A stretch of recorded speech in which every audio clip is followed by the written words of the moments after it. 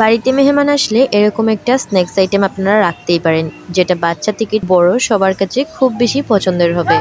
আর এই ফিশ বোলগুলা এতটা মজার ছিল যে আমি একবার তৈরি করার পর আবারও তৈরি করেছি, কারণ সবাই এটাকে খুব বেশি পছন্দ করেছিল। চলুন আপনাদের সাথে শেয়ার করি এত মজার ফিশ বোলগুলা কিভাবে তৈরি করলাম। ফিশ বোল তৈরি করার জন্য আমরা প্রথমে একটা বড় মাছের পেটিকে খুব ভালো করে সিদ্ধ করে কাটা ছাড়িয়ে নিয়েছি। আর কাটা ছাড়ানোর পর আমার এক বাটি সমপরিমাণ মাছ ছিল। তারপর আমি এখানে দিয়েছি 2 পিস ব্রেড, হাফ কাপ পরিমাণ পেঁয়াজ, আদা চা চামচ করে আদা রসুন, লেবুর রস 1 চামচ আর কিছু কাঁচামরিচ কুচি দিয়ে দিয়েছি। এরপর আমি এখানে লবণ, গরম মশলা, ধনিয়া গুঁড়া এবং জিরা গুঁড়া দিয়ে দিয়েছি। সবকিছুই আমি হাফ চামচ থেকে একটু বেশি রেখেছি, আর আপনারা আপনাদের পরিমাণ অনুযায়ী দিয়ে দিবেন। আর এখন আমি সবগুলো উপকরণ খুব ভালো করে মেখে নিব। খুব ভালো করে মেখে নেওয়া হয়ে গেলে আমি এইগুলোকে এখন ছোট ছোট করে বল শেপের করে নিব।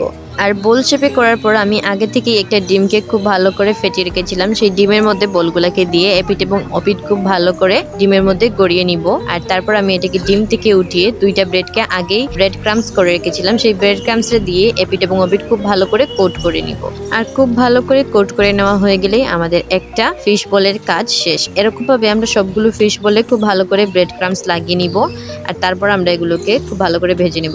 ভেজে নেওয়ার জন্য আমরা মিডিয়াম আঁচে তেলটাকে প্রায় গরম করেই রাখবো। আর গরম তেলে আমরা ফিশ বলগুলোকে দিয়ে দিব। তারপর আমরা প্রথমে এটাকে নাড়াচাড়া করবো না, এক পিঠ হয়ে গেলে আমরা অপর পাশ একটু উল্টে নিব। আর তারপর আমরা আঁচটাকে একটু কমিয়ে দিব। এরকমভাবে রেখে আমরা ফিশ বলগুলোকে খুব ভালো করে ভেজে নিব। আর যখন এটার কালার লালচে হয়ে আসবে তখন আমরা এগুলোকে তেল থেকে উঠিয়ে নিব। আর এই তো খুব সহজে তৈরি হয়ে গেল আজকের আমাদের খুবই মজাদার ফিশ বলগুলা। এই ফিশ বলটা খেতে অসম্ভব মজাদার ছিল, আপনারা বাড়িতে ট্রাই করতে পারেন। আশা করি বড় থেকে ছোট সবার কাছে খুব বেশি পছন্দের হবে। আর এই গরম গরম ফিশ বলগুলা আমি এখন বসে বসে উপভোগ করি। আপনারাও বাড়িতে চাইলে তৈরি করতে পারেন এরকম মজাদার ফিশ বল।